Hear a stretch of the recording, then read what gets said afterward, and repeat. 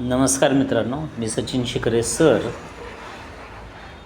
आज आपण अशा एका कंपनीबद्दल आपण बोलणार आहोत की ज्या कंपनीनं आय टी कंपनी आहे विप्रो नावाची. सर्वजण प्रचलित आहातच त्या कंपनीबद्दल. तर त्या कंपनीने 1980पासून 2019पर्यंतचा डाटा आपल्याकडं आहे. तर 1980पासून 2019पर्यंत जर तुम्ही काही रक्कम गुंतवला असता, म्हणजे वन टाईम इन्व्हेस्टमेंट जर केला असता आणि हा 30 वर्षाचा प्रदीर्घ कालावधी आहे. ह्या प्रदीर्घ कालावधीमध्ये मोठा कालावधी आहे. जर तुम्ही टिकून राहिला असता, एकदा का एखाद्या कंपनीमध्ये आपण पैसे गुंतवला की तिकडं आपण थोडंसं लक्ष द्यायचं नाही. बघा मित्रांनो, तिकडं थोडंसं लक्ष द्यायचं नाही. आपण आपलं जे रेग्युलर काम आहे, रेग्युलर नोकरी आहे ते करत राहायचं आणि ह्या पैशाकडं थोडंसं बघायचं नाही. असं जर केला तर अगणित इतकं पैसे तुम्ही म्हणजे तयार करू शकता, बनवू शकता. काही लोक 1 कोटी 2 कोटीच्या मागं लागतात.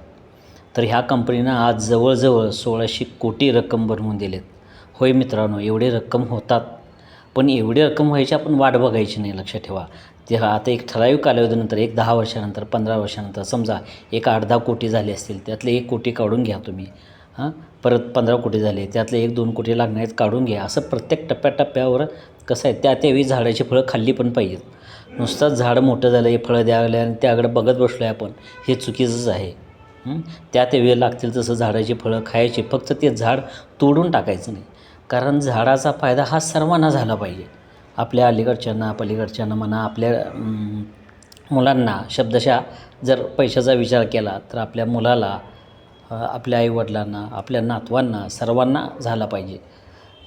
जी गोष्टी त्यांनी करू शकले नाहीत, त्यांनी पूर्वीच्या काळी शेअर मार्केटबद्दल त्या लोकांना फारशी काही माहीत नव्हती. आता 2019पासून म्हणजे कोरोनापासून तर ह्याला फारच पेव फुटलेला आहे शेअर मार्केटला. तो शेअर मार्केटमध्ये घुसत आहे, पण नेमकं काय करायचं, नेमकं कॉल ऑप्शन करायचं, पुट ऑप्शन करायचं, फ्युचर करायचं का लाँग टर्म इन्व्हेस्टमेंट करायचं, ह्याच्यामध्येच खूप लोकांचा गोंधळ होत आहे. तर माझा तर विश्वास आहे की लाँग टर्मबद्दलच मी जे काही व्हिडिओ बनवेन ते लाँग टर्मबद्दलच बनवेन.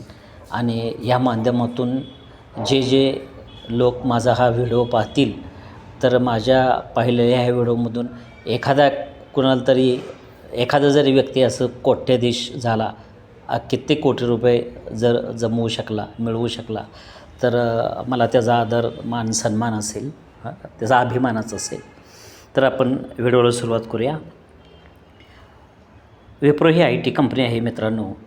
1980मध्ये जर त्याच्या एका शेअरची किंमत 100 रुपये होती. त्या केसमध्ये तुम्ही जर 100 शेअर जर विकत घेतला असता, तर 100 शेअरची किंमत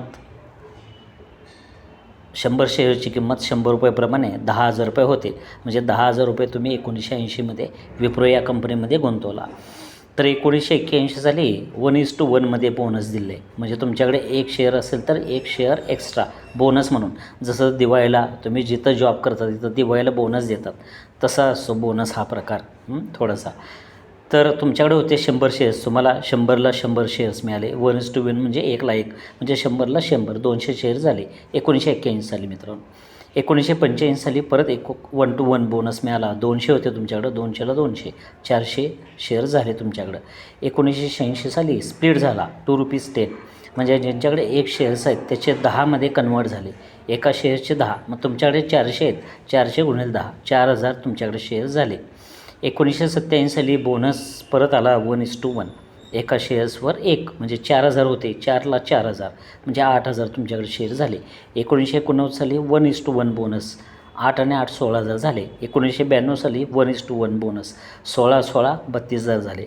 1995 साली 1:1 बोनस, 32,000 होते, 32 64,000 शेअर्स झाले. 64,000 रुपये नव्हे, शेअर्स झाले. 1997 साली 2:1 मध्ये बोनस मिळाला. 2:1 म्हणजे 2 बोनस शेअर्स मिळाले. 1 शेअर्स असेल तुमच्याकडं तर त्याच्यावर 2 बोनस शेअर्स मिळाले, म्हणजे दुप्पट.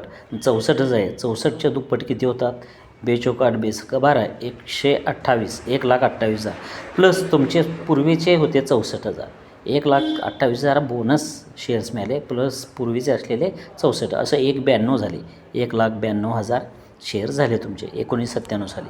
1999 साली स्प्लिट ₹2 2मध्ये स्प्लिट झाला तो म्हणजे दुप्पट झालं. तर त्याचे एकूण शेअर झाले 9,60,000 शेअर झाले. 2004 साली 2:1 बोनस म्हणजे एक शेअर असेल तर तुम्हाला 2 शेअर्स बोनस मिळतील. तुमच्याकडे आहेत 9,60,000 ह्याची दुप्पट ह्याचे दुप्पट बेसका 12 92 8 आणि 19,20,000 प्लस तुमच्याकडे पूर्वीचं असलेले 9,60,000 म्हणजे झाले टोटल 28,80,000 शेअर झाले. 2005 साली परत 1:1 बोनस म्हणजे 28,80,000 अधिक 28,80,000 57,60,000 शेअर झाले. 2010 साली 2:3 मीन्स 3 शेअर्स असतील तर त्यावर 2 बोनस शेअर्स मिळतील. 2:3 3 शेअर्स असतील तर 2 बोनस शेअर्स मिळाले. असं तुमच्याकडे होते 57,60,000 त्याचे झाले 96 लाख शेअर्स झाले. 2017 साली 1:1 शेअर्स म्हणजे 96 लाख होते ते 96 लाख काय झाले 1,92,000 शेअर्स झाले 1,92,000,000. 2019 साली 1:3 बोनस मिळाला. 1:3 म्हणजे 3 शेअर्स असतील तर त्यावर 1 एक्स्ट्रा शेअर्स मिळणार. 3 असतील तर 1 एक्स्ट्रा शेअर. तसं 3नं 1,92,00,000 भागायचं म्हणजे जे मिळणारे शेअर्स अधिक तुमचे पूर्वीचे 1,92,00,000 असं होतं 2,56,00,000 शेअर्स तुमच्याकडे झाले 2019 साली. तर किंमत 19 साली मग तेव्हा थोडंसं वातावरण कोरोनाच होतं. किंमत वर जास्त होऊन जर किंमत त्याची जेव्हा वाढली म्हणजे 2021 साली एका शेअरची किंमत 1-2 वर्ष तुम्ही थांबला समजा 2019ला किंमत कमी झाली विकायचं नाही ना. कंपन्या काय लगेच बुडत नसतात. तुम्ही तुमच्या ₹100चा 10,000 विचार करता तिथं कंपन्यांनी अब्ज रुपये घालून ती कंपनी चालू केलेली असते. असं काय झटक्यात कुठल्या कंपन्या बंद होत नाहीत मित्रांनो. तर 2021 साली एका शेअरची किंमत ₹750 होती. तुमच्याकडे शेअर्स आहेत 2,56,00,000 गुणिले 650 एका शेअरची किंमत ती रक्कम होते 1,664 कोटी रुपये. किती 1,664 कोटी रुपये इतकी रक्कम होतात.